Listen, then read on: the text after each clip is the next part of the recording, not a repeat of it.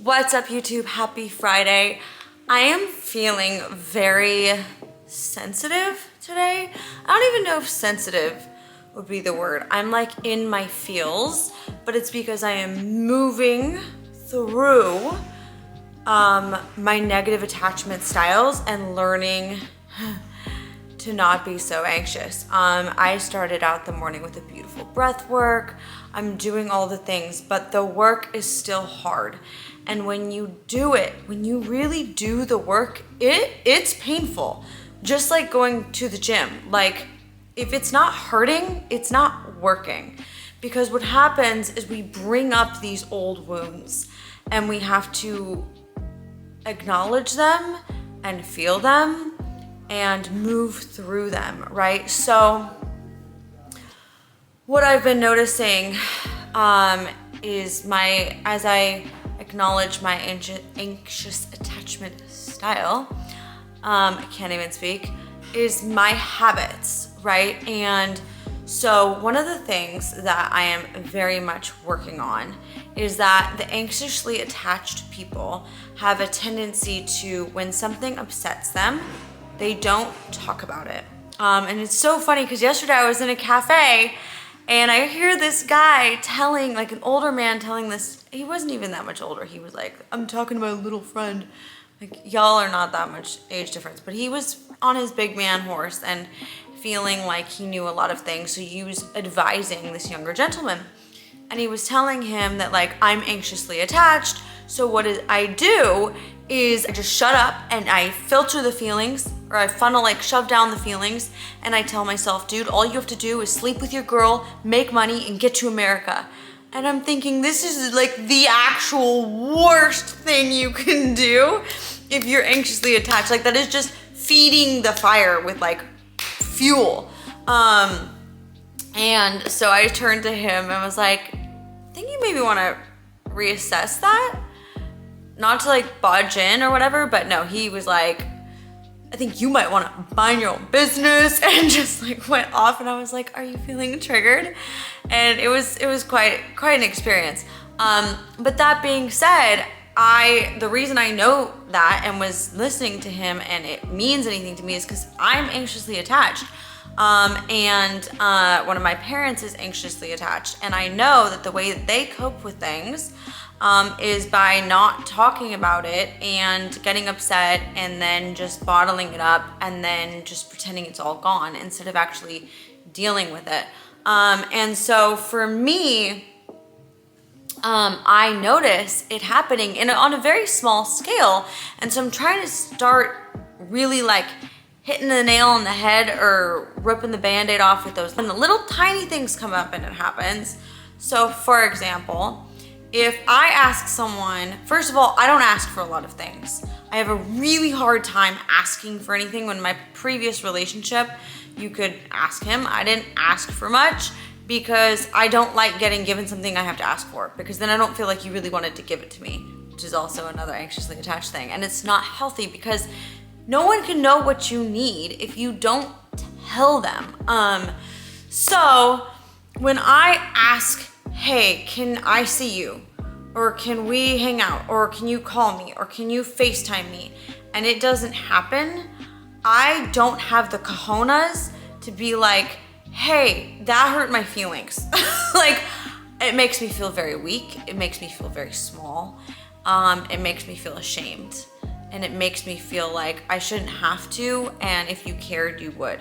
Which is not the case at all. People have lives, people get busy. There's a million different reasons why stuff happens. And so the anxious attachment style pattern is to just be like, I'm gonna bottle this up and I don't wanna tell you, because if I tell you and then you do it, then I'm not gonna appreciate that you're doing it, because you're only doing it because I asked you to and I wanted you to just know to do it. And that's crazy. So I'm trying to rewire my brain to two things: to be brave and bold enough to ask for my needs, and to, number two, when I get them, not think, well, you're only doing it because I asked. And so what happens, and what I've seen happen in my lifetime, what happens is the other person, if the other person doesn't know what your needs are, and they keep trying to please you and you keep being frustrated because you're not actually telling them your needs, it's misfiring. The communication isn't working. And so what happens is one person's hurting and upset and they're mad, but they're really just, their feelings are hurt. And the other person is trying to please, but they don't know how to please the person. So what are you supposed to do? And then the person that is trying to please ends up feeling resentful in the end that they can't please the person because they won't tell them what they need to do to please them. So communication is beautiful, and I'm really trying to work on it, and I'm not doing the best job, but I am really intentionally, I'm setting some goals. That's thing number one. I'm just gonna call this video Anxiously Attached, and I promise I'll do a video on every other style, but it's just really easy to tell you all of the things you need to know about my own style because I'm obviously obsessed with myself. That slight little bit of narcissism, gotta kick that in the butt too. Thing number two that is bubbled up is that, what was it again? Oh yes, love bombing. So I am so anxiously attached people have a habit of usually gravitating towards an avoidant, another style I know a lot about. So the avoidant love bombs really hard and then runs away. And so us anxiously attached, we love a good love bomb. So I'm so used to them that I will kind of fish for a love bomb. Be like, you're gonna say some crazy things to me right now? Like some absolutely off the walls things that you shouldn't be saying in week one of knowing someone. But I welcome it. I'm like, yes, dopamine, hit me with the dopamine, right? And so as I'm trying to be a healthy, well-adjusted human, I found myself literally doing that and being like, I'm gonna say something that leaves space for you to say something really extreme. And when this person said a well-adjusted, what's the word? Secure in their masculinity, in their love style, in who they are, response, an adult, healthy response, I was like, ah! And I just immediately felt rejected. And then looking back, I'm like, the amount of other things that were said that were so far from rejection, it's not even funny. Just loving, caring, compassionate, other things were said. But because I was fishing for this one thing and it wasn't said, and I'm like, that's crazy. Why would I even want someone to say that? Had he said the thing I was wanting him to say, that would have been a red flag. So that's the irony, right? Is that we want to hear these crazy love bomb things, but also if we have anything going on upstairs, we realize that that's actually not good. You actually don't want someone to be like, yeah, I'll marry you next week. That's crazy. And that's not what I was thinking. I'm just giving you a very extreme example to put an example out there. So that's the irony of it, right? It's kind of like when people are like, drink, and then you get really drunk and then they're not gonna respect you anymore if you really get drunk. You have to be able to realize that control is the most important thing of everything, even if our impulses are for more. And so with an anxious attachment style and the obsession over dopamine that you get from love bombing, I'm having to readjust my expectations, and I'm having to recognize my nervous system and where it's going, what it's doing, as I'm getting a healthy, steady, slow, affectionate communication style as I'm experiencing that versus what I'm used to. This isn't even slow, to be honest with you, but I'm used to way too fast, way too much love bombing and then being ghosted. And then they come back and love bomb. And so what happens is when you are deprived and then they come back, it gives you 17 times as much dopamine.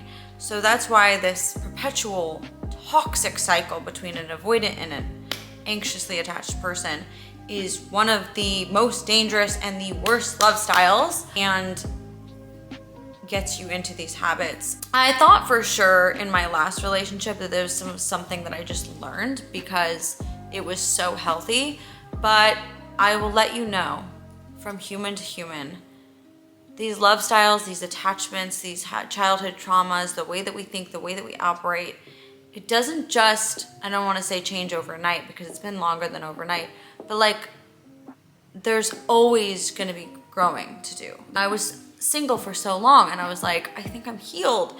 No, because when you go back into the dating world, this stuff comes back up, right? When you get in a different relationship too. So I feel like I adjusted to my past relationship and I realized how he operates, and I was able to be like, okay, I get it now. I've assessed the situation. I know how he operates. But when you go into a new relationship, all this stuff bubbles back up again and you have an opportunity. It's not a struggle. It's a beautiful opportunity to work on these things. I've seen so many people not work on them because it hurts, because it's hard, because no one wants to look in the mirror and be like, I'm doing this. I'm doing this to myself. I'm making myself feel rejected right now, even though there's no reason for it. But that is where the growth happens. So I hope this encouraged someone who is anxiously attached. I know one of the girls on my DMs was asking me this morning about how you stop wanting someone that doesn't want you, right? And let me tell you right now, right? You're doing yourself a disservice by continuing to waste time on people that don't want you. Not only are they never going to show up for you the way that you need them to, but you are prolonging this healing. I don't regret anything in my life because all of it got me to where I was, but I will say I really, really ingrained these unhealthy habits by continuing to chase people that were not showing up for me, to allow people that were not showing up for me to perpetuate this cycle rather than doing what I'm doing now and have been doing for the past now 4 years in healing it. And so the faster you can get away from that cycle, from that person that's not showing up for you, the faster you're gonna find someone who is gonna show up for you, and the faster you're gonna be able to show up for yourself. And the faster you're gonna be able to heal, because this stuff hurts and it's rough and it doesn't feel nice. It doesn't feel good, but it feels so good after, once you've done it, and it's so worth it. It is so worth it. It is, you have the rest of your life to live in a healthy, happy space, or you can avoid a little bit of pain now and pretty much stay in pain forever. So that's a really dark note to leave it on, but I hope that this helps someone. I love you guys. Happy Friday. I'm gonna go work on some more courses because we're really excited about this online subscription we have coming up with all more of these types of tools to just help you do life well. We love you. Talk to you soon.